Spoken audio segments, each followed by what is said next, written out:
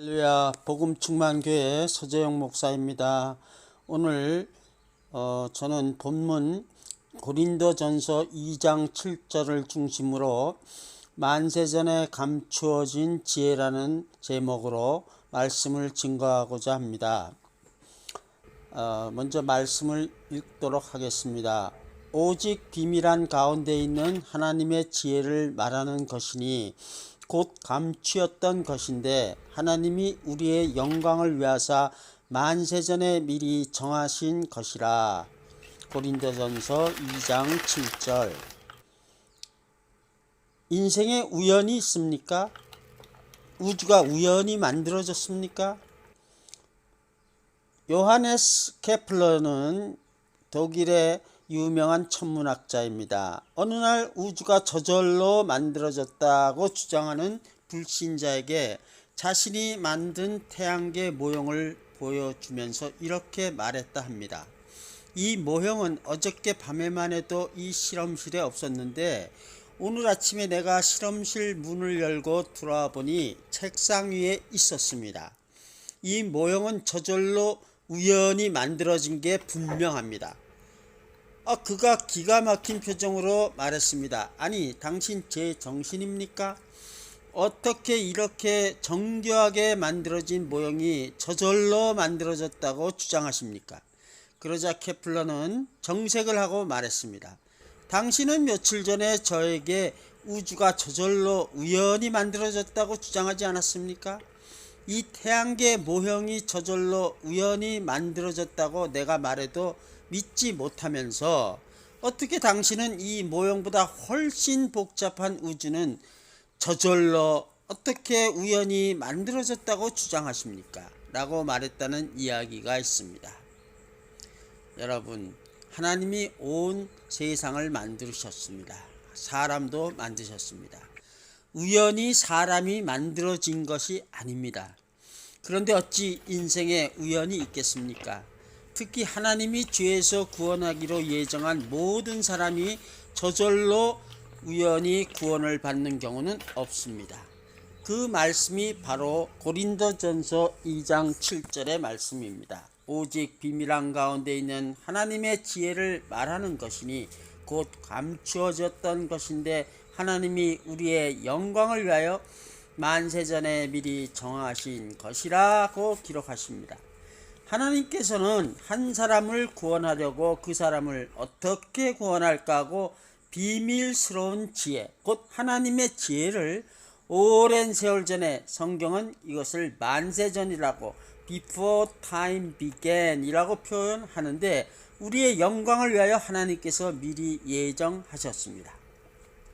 이 구절을 제가 개인적인 번역으로 영어로 풀이하면은 God destined his secret wisdom, God's wisdom, how to save one person and the others following thereafter, before time began, for our glory라고 쓸 것 같습니다.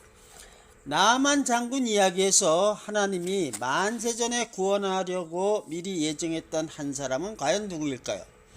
사람들은 나만 장군을 떠올리지만 저는 하나님께서 시리아 사람들, 아마도 시리아 병사들이 이스라엘 마을을 습격했다가 포로로 잡아와서 시리아의 군대 장관 나만의 부인의 하녀가 된 이스라엘 소녀 계집종을 먼저 구원하기로 예정하셨기 때문에 그 소녀가 그 한 사람이라고 생각합니다. 다르게 설명드린다면 그 이유는 이 이스라엘 계집종이 그녀의 주인이 되었던 나만 장군의 부인에게 나만이 이스라엘의 선지자를 만나면 그의 나병이 고침받을 것이라 하는 좋은 소식, 즉 복음을 전하지 않았다면 나만은 나병이 낫지도 않았을 것이며 영혼 구원도 받지 못했을 것이기 때문이죠. 이 소녀는 하나님을 믿으면 나만이 산다, 나만의 나병을 고쳐줄 것이다 라고 말하지는 않았습니다. 그 대신에 나만이 이스라엘의 사마리아에 있는 선지자와 함께 있으면 그가 나병을 고쳐줄 것이라고 말했습니다. 지혜로운 여인이었습니다. 이방인인 나아만에게 만약 하나님을 믿으라, 네가 믿는 신은 하나님하고 될 것이 아니다, 빨리 하나님을 믿으라, 이런 식으로 얘기하면서 하나님을 믿으면 나병을 없애준다라고 말했다면 엄청난 거부감을 받았을 테니까요. 그런데 이 계집종이 그런 말을 나만 장군의 부인한테 하기까지는 수많은 이야기가 감춰져 있음을 놓쳐서는 안 될 것입니다. 생각해 보십시오.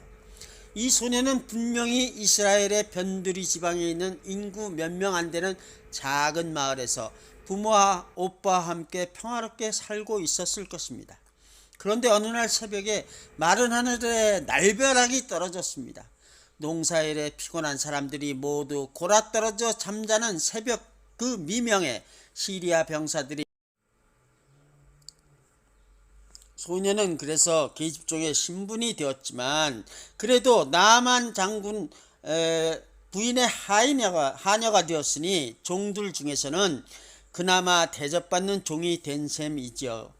얼마 동안 이 소녀는 너무나 억울해서, 그리고 원통해서 하나님을 무척 원망했을 것입니다. 오늘날 우리도 그런 때를 지날 때가 많지 않습니까?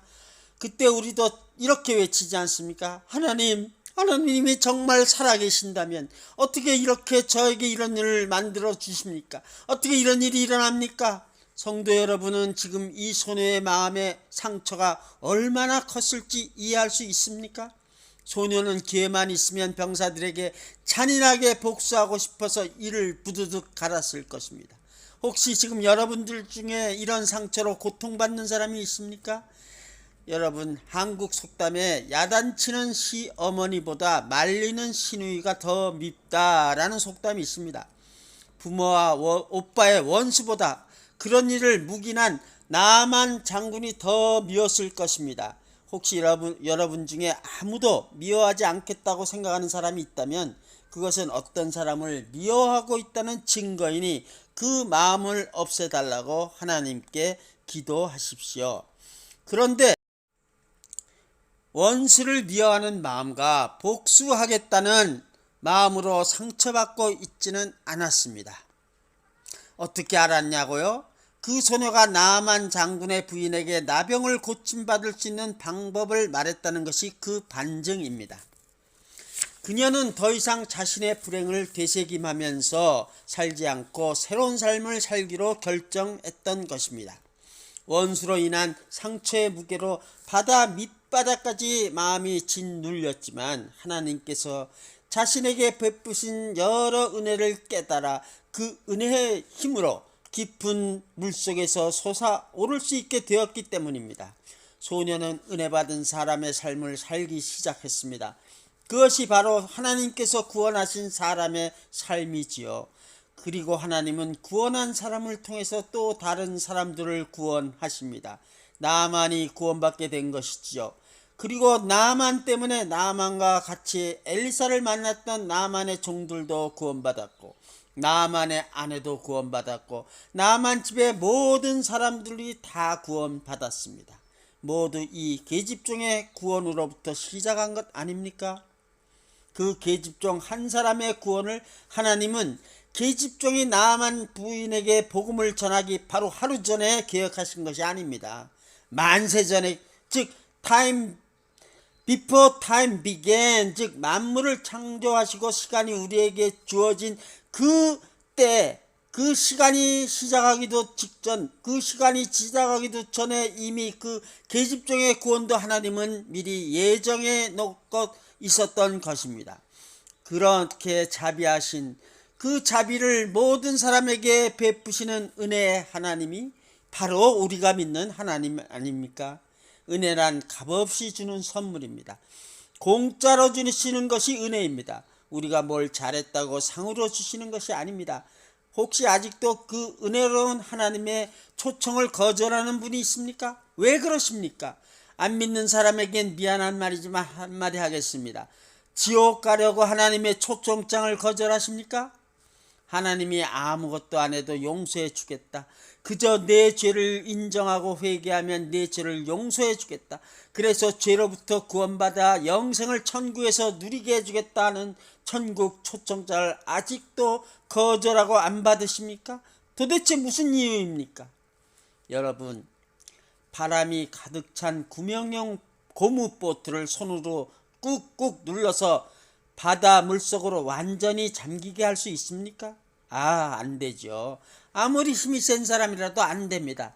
오히려 힘이 세면 셀수록 그 힘 센 사람의 힘, 그것이 구명보트를 물속으로 내리 누르면 누를수록 그 튜브는 사람의 힘보다 더 큰 반발력으로 튀어오르지요. 하나님의 은혜를 깨달으면 마찬가지입니다. 아무리 우리 마음속에 큰 고통이 있어서 그 고통으로 우리를 물속에 잠기려 해도 하나님의 은혜는 그 고통이 물속으로 들어가게 하려는 힘보다 훨씬 더 큽니다. 그래서 우리를 그 고통 속에서 건지십니다. 하나님의 은혜가 얼마나 큰 은혜입니까? 이 계집종이 그 하나님의 은혜를 깨닫자마자 그동안 그녀를 짓눌렀던 복수와 미워하는 마음이 원수의 대표자격인 나만마저도 불쌍히 여기는 마음으로 변화했습니다. 그 마음은 자신에게 큰 상처와 고통을 줄 마을을 습격한 병사들은 물론 원수의 대표자격인 나만까지도 용서하게 되었습니다. 그것은 고통보다 훨씬 큰 하나님의 은혜를 깨달았기 때문이었죠. 그래서 그녀는 나만 부인의 하녀가 된 것을 오히려 하나님께 감사할 수 있었고, 그래서 나만에게 나병을 고칠 수 있다는 복음을 전할 수가 있었던 것입니다. 이 소녀가 나만 부인에게 호감을 만약에 받지 못했다면 나만 부인이 그 소녀의 복음을 믿기는커녕 들으려고 하지도 않았을 것입니다. 여러분, 평소에 맡은 일, 주어진 일이 아무리 너저분하고 하찮게 보이는 일이라 하더라도 최선을 다해 묵묵히 행하는 것이 불신자들에게 하나님의 사랑은 다르다는 것을 보여주는 방법입니다. 그뿐만 아니라 우리는 그녀가 그 복음을 전할 때 자신의 목숨을 던지는 각오를 이미 했다는 것도 주목해야 합니다. 생각해 보십시오. 만일 나만이 이스라엘까지 가서 엘리사 선지자를 만나서도 나병을 고치지 못하고 돌아왔다면 이 거짓말한 계집종의 목숨을 단칼에 죽이지 않겠습니까? 그녀는 자신의 목숨을 거는 용기뿐 아니라 하나님께서 이방인인 나만에게도 나병을 고치시며 영혼을 구원하시는 은혜를 베푸실 것이라는 믿음이 있었던 것입니다. 자신이 목숨이 달리면, 아니 최소한 자신이 피해를 입을 것 같으면 한 사람의 악인 때문에 연약한 사람이 봉변을 당해도 모르는 척하는 것이 오늘날 세태가 아닙니까? 그러나 이 소녀는 하나님의 은혜를 입은 자에 대한 감사를 자신의 목숨도 돌아보지 않고 복음을 전하는 사람이 되었습니다. 이 소녀의 믿음은 오늘날 우리에게도 믿음은 말이나 생각이 아니라 실천이다 하는 깨달음을 줍니다. 이런 마음으로 행하는 복음 전도가 바로 은혜에 빚진 우리가 베풀어야 할 하나님이 원하는 사랑이 아니겠습니까? 말씀을 맺겠습니다. 이 소녀는 원수 나만에게 복음을 전했습니다. 왜? 그녀가 구원받았기 때문에 나만에도 구원받게 하려고 전한 것이죠. 그런데 나만의 구원은 하나님께서 만세전에 이미 예정하셨던 것이고, 이 소녀의 구원은 나만을 위해서 그보다 나만의 구원보다 더 먼저 예정하셨던 것이죠. 이것이 바로 오늘 본문 고린도전서 2장 7절에서 언급한 지혜, 하나님의 지혜, 만세전의 구원을 위해서 예배하신 하나님의 지혜, wisdom hidden before time began이 아닙니까? 그런데 하나님이 이 소녀를 통해 나만만 구원한 것이 아니지 않습니까? 나만과 동행하여 엘리사를 만난 그의 종들과 나만 부인과 그 집안의 모든 사람들, 그들과 관련된 모든 사람들을 다 구원하신 거 아닙니까? 얼마나 놀라운 하나님의 구원 방법입니까? 이 구원은 결코 우연히 저절로 일어난 것이 아닙니다. 케플러의 태양계 모형이 우연히 저절로 만들어졌다는 것이 아님을 잊지 마십시오. 성도 여러분, 나만이 이스라엘에서 돌아온 후에 이 계집종에 어떻게 됐을지 한번 생각해 보십시오. 정말 얼마나 감사를 표했겠습니까? 온갖 상을 다 줬을 것입니다. 그래도 그 나병을 고친 그 감사를 다할 수 없었을 것입니다. 그 소녀가 그것을 다 받았을까요? 아니, 겸손하게 거절했으리라고 생각합니다. 마치 엘리사가 내가 한 것이 아니오, 이것은 하나님이 하신 것이니 내가 아무런 상도 당신에게 받을 수 없소 하고 말했던 것처럼 말입니다. 우리가 세상 사는 동안에는 복음을 전한 사람이 그런 나만같이 감사하는 감사를 받지 못할 수도 있습니다. 그러나 분명한 것은 하나님은 천국에서 우리에게 상을 주시는 분입니다. 많은 사람을 옳은 대로 돌아오게 하는 자는 별과 같이 영원토록 비추리라. 다니엘서 12장 3절에 말씀하시지 않습니까? 영원히 비추는 별을 삼아주는 것 그 자체가 우리에게 주시는 상이 아닙니까? 오늘 주일 예배에 참석한 모든 성도들 한 사람 한 사람마다 하나님께서 축복하셔서 만세전에 감춰진 이 하나님의 지혜를 깨달아 원수에 대한 복수를 하나님의 은혜로 극복하고 어떠한 상황에서도 복음을 전하기를 예수님의 이름으로 간절히 축복하고 기도합니다. 아멘.